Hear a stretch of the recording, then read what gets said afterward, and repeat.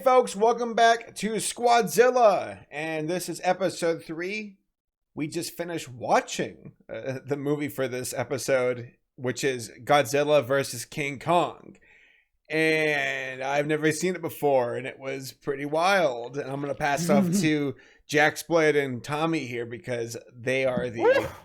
Yeah, you guys know better than I do. Go for it. Oh God, man. Zilla, yo, dude. So this was, as a child, I saw the English version of this movie. And the English version of this movie, they had like different scenes put in. Like, so like sort of like the original movie, if you watch the original, they like edited scenes of like American accents in. Because I remember there being like a whole discussion of like, oh, King Kong's brain is this size and he's way more intelligent. Godzilla's brain is a lizard, so it's this small, so that's why King Kong's appearing some like crap like that. And then like this movie, like as a kid, like it would just start so many debates because like it just made King Kong seem like so overnaturally powered. Like they just gave him like fucking lightning abilities, like he's fucking Palpatine and shit like that. And it's just like where is this coming from? Like if you just watch the original, but then like in other King Kong movies they did show it. But it's a movie where like as a kid, I remember being super hyped, like unbelievably hyped as I saw it. Because this was actually, I didn't watch the Godzilla movies in order as a kid. Like I saw like, I think like the original, I saw like Godzilla Ebirah, which we'll talk about later. Then I saw like, Mecha Godzilla and all those other ones. And then I saw the King Kong movies. And then I saw like, Godzilla met King Kong. And I was like, I have to see this. And as a kid, it was just like, it's super interesting movie, but you don't really pay attention to it. And it is so funny to me that it's like a 90-minute movie and you only get like 16 minutes of action like at the end. And the action, like I'll say, like I thought it was pretty fun like to watch as an adult, just like these two people like just bodying each other. Like it felt very organic in my opinion. Oh yeah, absolutely. I mean, I think the thing that's really interesting about this movie is that there's a 7-year gap between this and the last one, right? So Godzilla, the original, came out in 54. The next one, Raids Again, was in 55. This was 62. So this was 7 years later. So it's the first one in color. It's the first one shot in widescreen. And so just from a visual presentation, it's much more, I don't want to say modern because it's definitely still very, very dated, but it's a big step forward in terms of just raw presentation compared to the older films, which are kind of harder to sit down and watch if you're not used to watching kind of like older films. This one's a little bit more approachable. This is also where I think the series finally kind of becomes what it's known as in popular culture. This is very much like a camp pulp movie. Raids Again was definitely a confused sequel that didn't really know the tone it was trying to go for. The original was like a landmark film. It had a very serious message. It was like an allegory for like real world problems. That was like, there's a reason that movie's in the Criterion Collection. It's serious, real shit. This is pure camp. It's dumb, stupid bullshit. Like when you think of Godzilla, like this is like emblematic of what the rest of the entire like Showa series essentially is. It's guys punching each other in stupid, campy, anthropomorphic kind of characterization ways, while people bumble about and desperately try to not die. And that's kind of the rest of the whole series. Like this is like where it kind of solidifies its identity. And as we were watching the movie, I was reading like the Wikipedia article because like I watched this movie once as a kid back in the day because I was so salty that Godzilla didn't fucking spank Kong. I was like, never again. Because spoilers, Kong wins. Bullshit. 0 out even of 10. in the Japanese. Yeah, because we downloaded a Blu-ray conversion of the Japanese version of the film, definitely legally, not for free. I promise. Exactly. And so the rumor that has been going around forever, the apparent myth was that there's a Japanese cut where Godzilla wins. And while this Japanese cut does not have the American editions, which America seemed to have to do to make this palatable for the lower IQ audience over here in the States, Kong still takes the win in the end. And it was disappointing because I was ready to see my boy take the W here, and it did not happen. Yeah. So like Saber, for you who's just seeing this for the first time and all of us are super excited for like the new one that's coming out. Well, I guess probably in 2021 now because keep Yeah, getting pushed right. back. So yeah, so like, what was your first thoughts like going into this? Because like me and Tom were just like, okay, we're just nostalgic and seeing it, but then we're like, oh god. So we were like kind of gauging your like opinion, like how you were going off it. I had much more fun. The first film it gets a free pass because it's like starts it all. It's seen as like this is holy ground of a franchise, and also, as Tom said, it means a lot more because of like what it represents with like the atomic bomb and Japanese culture and history. And then with the second film, it's like you're kind of getting there, but you're not. You're not really sure what you want to be. It feels like you're kind of a monster movie, but it's a human drama. This one was much more hammy. Even the acting was over the top, and the sets and the props, and since it wasn't in black and white, like the little miniatures even looked more like miniatures, and which to my delight, I was giddy when I'm like, oh god, here they are, the miniature tanks, let's do it. Like there are moments where I want to see guys in giant suits smacking toys around it, and I got that multiple times throughout the movie. There were stretches with the human characters where I'm like, okay, I don't really care too much. But the human characters are a bit more interesting compared to the first films. I thought that they're like, they're reporters working for reporters, I guess, enough. It's like something called like Eagle Pharmaceutical or no, Pacific Pharmaceutical. But they do reporting. I don't follow that. Whatever. But that being said, the human characters were at least lively. I mean, enough for me to go, oh, there was the quirky boss, the two guys who were like working for him, going off to Skull Island. There's the mom and the wife and the sister and stuff like that. But I mean, the main show here is just King Kong and Godzilla, and in that regard, I had fun, especially their quirky, like, kind of uncanny like reactions to each other, where they're just throwing their arms around, throwing rocks, shaking their tail. That was really fun. Right. Yeah, absolutely. I think something interesting about this movie is that I'm pretty sure he did the effects for the last movie as well. But this one, like, the effects and stuff were done by, I'm gonna butcher his name, but Eiji Tsuburaya. He went on. He's the guy who went on to found Tsuburaya Productions, who does Ultraman. So when you think of it through that lens, it's like, oh yeah, this has the tone of Ultraman, just like, a kind of like all ages kind of campy romp of guys in rubber suits punching each other. This feels very much kind of like the same tone as Ultraman. And Tsuburaya, I guess, according to the Wikipedia article, he specifically wanted to be in charge of this film because he loves King Kong, because watching the original King Kong's what got him into wanting to make special effects works, because that was like his role on the last couple movies and what his production company was designed to do. And he wanted to make the movie more toned towards all ages and children, which is again another thing that Ultraman does. It's a kids show.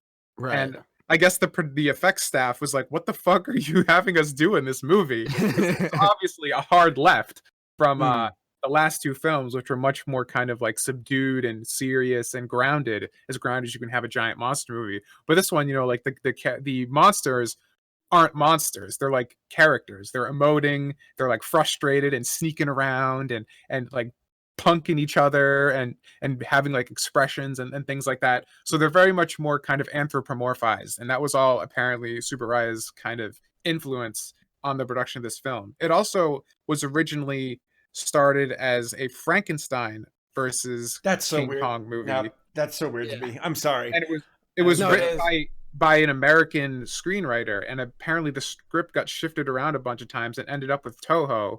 And so they decided to, for their 30th anniversary, to do this movie with Godzilla instead. But acquiring the rights to use King Kong took half the budget of the film. So that explains the lightning stuff. So So like originally they were going to shoot on location on like an actual island. They were going to have all the monster effects be stop motion in homage to the original King Kong, but they couldn't afford it, so they had to do suits. And I just thought a lot of that was really interesting. It kind of peels some layers back on like the choices made in the film. Yeah, well, especially like the shit that the people are going through, like making this movie. Like like Tom was telling us about how the guy in the King Kong suit had to be like sewn into the suit because of the zippers and stuff like that. So it's just like that sounded miserable. That sounded so Tom, tell them the zipper story. Yeah. So there was on the Wikipedia article as well. They're saying that the guy who was in the King Kong suit, because there was a huge zipper on the back of it for him to get in, they had to sew the suit shut so it wouldn't be seen in the shots. So there's a scene where they're like the natives on the island, on Skull Island, are like lulling King Kong to sleep. We'll talk about them. Oh, we'll definitely talk about them later. Exactly. And so Kong falls asleep, and this scene, apparently he had to be in the suit for 3 hours nonstop while they were filming this scene. And he just was like sweating bullets, and like the entire suit was just caked in sweat, and it just kind of spilled out of the suit when he finally got out of it. And he was totally pale and felt like he was dying in it. I'm just like, these suit actors went through hell in these early movies. Between this and like the actor in 54 who reprises his role as the suit actor for Godzilla in this movie as well. He's Godzilla for like the bulk of the Showa series. Oh, cool. Well, that's cool. It's just dang, like honestly, like oh my god, I could just imagine the freaking headache that dude had. Like, cause like if you think like going into a suit like that, this is like okay, I should drink a bunch of water because I'm gonna sweat a lot, so I don't want to be go get heat stroke and get dehydrated. But on the flip side, I'm being sewn into the suit, so I can't really use the bathroom at all unless like I there's a thing at the bottom like to forgo. So oh man, like props to them for just like going through it. Ugh. Man, that would not fly. I mean, it wouldn't happen today at all to begin with. But like, could you imagine that this took place during an era where there weren't that many regulations? It's like, oh, well, just sew him into the suit. He'll be fine. It's like, bro, he might die of a heat stroke. Like, we can't just do that. Right. It's funny you bring up a valid point about that because like just to change the topic because I think the story is really fascinating. So what happened was on the movie Predator that everyone knows, the original Predator suit, like it didn't look anything like it did today, like the Rastafarian with the crab mouth and shit like that. It looked like just a weird lizard thing. And what happened was the original actor that they got for it, like he would do all these like tricks and stuff in the suit. But because they're in a jungle, which is like 94 degrees, he kept fainting. And so like what happened is like he fainted 4 times. And then like the director was like, look, I'm sorry, but if you faint one more time, we're going to fire you and get someone else. And he's just like, I can't help it. I just want to do it. So the guy like goes to film the stuff, faints again, gets fired. And after he gets fired, they're like, you know what? Maybe we should like make the suit different. So like that's when they made it into the Rastafarian thing. And the actor that they fired was Jean-Claude Van Damme. Like no kidding. Yeah, he was the thing, and then he just passed out a lot. So they're like, "Yeah, no, you're fired." So that's crazy to me. But like to just go, the reason I'm bringing this back is just because like there's just some things like with these monster suits that people like just like that we see they just like are so claustrophobic in that like sometimes it's just like, yeah, you have to do this or you're gonna lose your job. We'll find someone who can do this, and sometimes it's crazy how regulations like work like that now. It's weird. I mean, you'll just never have to deal with those problems anymore, anyways. Because now they'll just CGI anything. Exactly. Hey, isn't like even the new Godzilla like that's a mocap like on a dude? So yeah, that's interesting. Like how they just do that. He just goes around in his little mocap suit, walking as Godzilla, and they just CGI over it. So he's still doing the stuff, but it's interesting. Like the fact. Part of me kind of hopes that because like Toho is working on another in-house Godzilla movie right now as well. They have a deal with Legendary where they have to go back and forth on releases. That's fascinating. Oh yeah, with the Shin Godzilla thing, like that's why they were like, yeah. So after Kong versus Godzilla comes out, Toho's gonna drop another Godzilla movie of their own. I'm kind of hoping they use a suit because it'd be interesting to see what you would do, now in 2020 or 2023 or whenever the fuck they drop it. With, a suit actor. Wasn't Shin Godzilla a suit?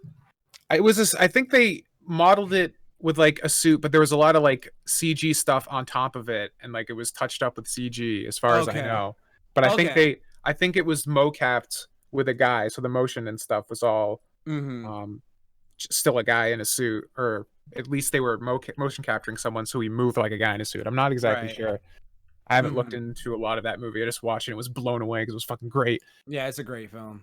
We'll talk about that when we get to it, but yeah, in like 5 years at the rate we're going. Yeah. I saw a cool concept drawing of what would be Ghidorah, but under Shin Godzilla style, and I thought that was pretty neat. Oh, really? What did it look like? I'll have to find the pictures on the Godzilla subreddit. Mm-hmm. Fucking Evangelion-esque nightmare, I'm sure. Oh yeah, that like Godzilla was nightmarish in that movie, so you could just imagine for that Ghidorah. design was so Hideaki Anno, just like fucking night terror kind of look. Exactly. Because like it's interesting because like we shouldn't go too far into Shin Godzilla, but the reason he looks so scary is like Hideaki Anno was scared of Godzilla, and so like he just thinks Godzilla should be this fucking unholy nightmare, and you can tell in his movie. Though. Yeah.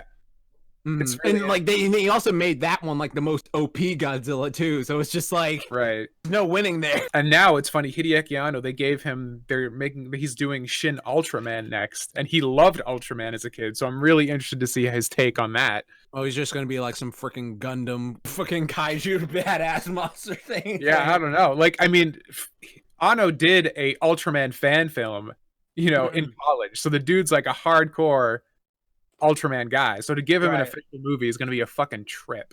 Oh my god. Speaking of fighting, the monster fight in this movie leagues better than the Anguirus fight from Raids Again. Yeah, so much more entertaining. Yeah, because like in the Anguirus fight, first off, you barely see anything. Second off, it's just like it's a freaking it's pretty much like a guy fighting their dog, okay? Because like it's just fucking anger going biting at Godzilla's kneecaps, and it's just like, dude, I'm Godzilla. I could fuck you up like 10 times over. And it's just like it didn't feel like an actual fight. This one felt like two bros like, what did you say, bro? And like just charging each other, like trashing each other. Like there's parts where like freaking Godzilla's just like tail whipping the fuck out of Kong, and it feels like, oh shit, that actually hurts. There's parts where like Kong just like throws a body shot at like freaking Godzilla, and he's just like, oh my god, this like it actually, like me and Tom were talking about this during the thing, like in later movies it doesn't feel like the hits are connecting like as legitly. In this movie it felt like that all the hits were like legit, like shit, like that's actually leaving damage. One of the things that they would do a lot in the Heisei series, which we'll get to, the 90s movies, is like when there's like a physical attack or something, like Godzilla will strike a monster, they'll have a big shower of sparks and the camera will shake, and that's like the impact. But the monster itself won't really move because these suits are so bulky, the actors have a hard time moving. Because this is like, back in the 60s and the suits aren't nearly as complicated. When Godzilla tail whips Kong, like the actor can just jump around and go flying, and like it really sells the impact of these hits a lot more, even though the suits themselves aren't as complicated. Exactly. The hits felt good. There was some, I mean, the action got wonky, but there are other moments where I'm like, how are these people not breaking their bones in the suits? Like they're throwing themselves. They got enough padding to keep them safe. Okay, like, I guess. I mean, the guy in the Kong suit couldn't stop if he wanted to. He's fucking sewn in there. My favorite, well, not favorite. So we talked earlier about how like there actually was a live octopus on the set for some of the shots. Yeah, I couldn't see shit with it. There's an octopus monster in the beginning on Skull Island, and they record for some of the scenes when it's not fighting with Kong, just like they basically just key in a real octopus moving around, and just by using like some basic keying effects, make it look like it's on the beach moving around attacking people. Right. Yeah, it just because like first off, like I don't know if it was just my copy or something like that, or if it was like that for y'all. It was just like it was so dark, and I think like part of it, like the reason it was so dark was because like they knew like, okay, like we're going to be using a live octopus, and then we're going to be using this like little like thing you throw against the wall and it comes down and it's like a sticky little thing. So like I didn't know like which part was which, because like we were all having discussion when watching it, like is this a real octopus or is this like something fake? But then like there are parts where like you see it like breathing, like you see the octopus like breathing, and it's just okay, it's real. It's absolutely real.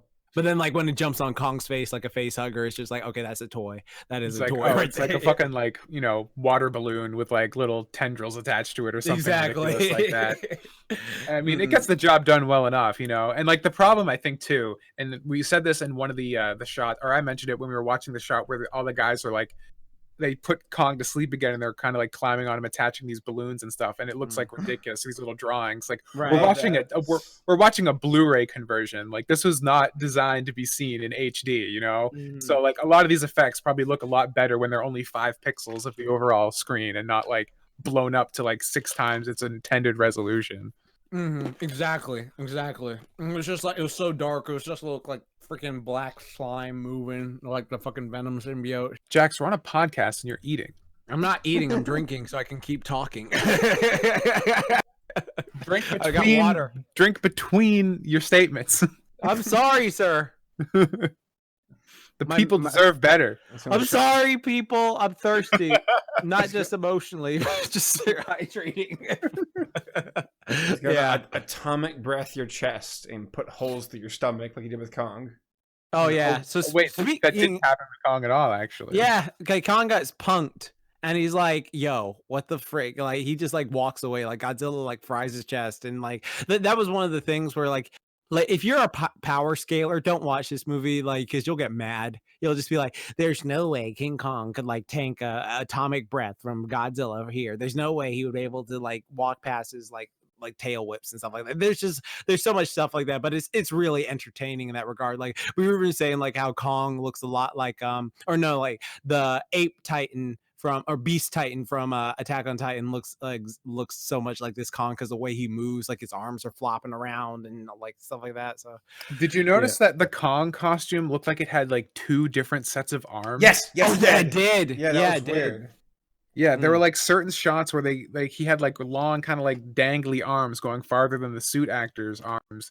And then for shots where he had to grapple, they were all of a sudden shorter so he could move the hands around and stuff. Right. It was interesting. That was how they switched back and forth with that exactly. Did they just do 2 shots or like 2 different suits and film different shots with it? I guess so. I would assume so. Like there's probably a separate mask or something, right? So you can just use the same mask on 2 different suits or something. Yeah, because there are some masks that were just like, okay, that mask right there, it looks so different. Like there's some also like another thing to go off like the suit looking different and stuff like that. Like there are like little props in the movie where like that make the size of Kong like kind of hard. Like we were talking about how Kong picks up a woman because that's what he does, and so like he holds this woman in his hands, and like Kong is supposed to be the same size as Godzilla. Godzilla is like taller than freaking buildings and stuff like that. And so when Kong grabs this woman, she should be like literally like an ant in his palm. Like she should not be outside of his hand size at all. But the way Kong is holding her is like she's a doll. So that makes this woman into like a freaking like titan of herself. Like she's like must be some freaking 10-foot woman or something like that for him to hold her the way he's holding her. Ridiculous. So it's just there's so many things like that. But like one thing I wanted to talk about real quick was just like those damn natives on that island. Like, god dang, like why? I guess it's the time, but like what they pretty much do is like, you know how in King Kong when they went to the island, like there's a bunch of natives of color and stuff like that there, and they're we're just talking about that now. And, yeah, we're talking about that. So there's a bunch of natives of color. But like in this movie, because they didn't want to get, you know, like actual people of color, they were just like, you know, let's just paint a couple Asian people brown and give them this type of wigs and have them run around. And it's so obvious. Like it's so clear. Like it's so clear that it's painted on, and it's just like, oh my god, like oh my freak. Well, that threw me off at first because I was like, oh, these are because in Kong 31, I believe it was 31 or 33. I think it was 31. It's like, yo, those are definitely like black people that they have. This isn't blackface. Here, I was like, wait, what's going on here? Why do the faces didn't match up with like usually the, I guess, physical traits of islanders? Right. And when I was like, wait, did they paint Japanese people black? Oh my god, I did not know that. So that threw me off. I wasn't expecting to see blackface Japanese like that today. I was not expecting that at all. Exactly. It was just like, oh no, well, that happened. That's how it was back in the day. So just pre-warning to like the people out there who like want to be like, okay, no, I can't watch this. You'll get past it. Like it was just a shocking thing when you watch the movie at first. It's just like, okay, you have to keep that all in mind when you watch these old films. Is you're going to run into sexism, racism. It's a product of the era. And it does not mean it's justified as much as like, that's just was the norm back then. And if you don't like that, then don't watch it. But like, Right. I don't think I've ever found a case where it's like, wow, this sexism and racism was tastefully done. Well done, 1931. Well, there are some Disney. Oh no, never mind. Okay. I'm legitimately interested because, like, on the one hand, this is, you know, a Japanese production, and the Japanese, you know, is clearly a culturally and like racially homogenous society for the most part, especially back in the 60s. However, they also were planning on shooting on a different location, and half the budget was taken up just to acquire the rights for Kong. If that was not the case, would they have still done the blackface with I don't know. the native people or not? Hmm. We'll never Didn't- know. Didn't you never mention know. that there was supposed to be, it was supposed to be stop motion like all the way through, right? Yeah, all the monsters were going to be stop motion and homage to the original King Kong. Oh, That's damn. so wild. That's so That would have wild. been so cool to see like stop It would've motion been- Godzilla. Crazy. So thanks, America, for charging half the budget of this movie just to use Kong. You ruined everything. You destroyed a possible like cultural relic. Fuck you. What film is after this one? Godzilla and Mothra. Okay, so she's finally showing up, huh? Yep. Was Mothra she versus- was Martha her own film before they teamed Yes. up? Okay. Yes. All right. Word. So we're technically skipping a movie in the overall chronology, but this is the next God. All Yeah. right. Word. This is Squadzilla. Yeah. Not Kaiju Squad or something. I don't know. Like Kaiju Kids. That's Kaiju actually enough podcast. Kids. Kaiju Kids. That's good. All All right. Well, we'll see you all next time with Godzilla versus Mothra. right. Peace out, y'all. Later.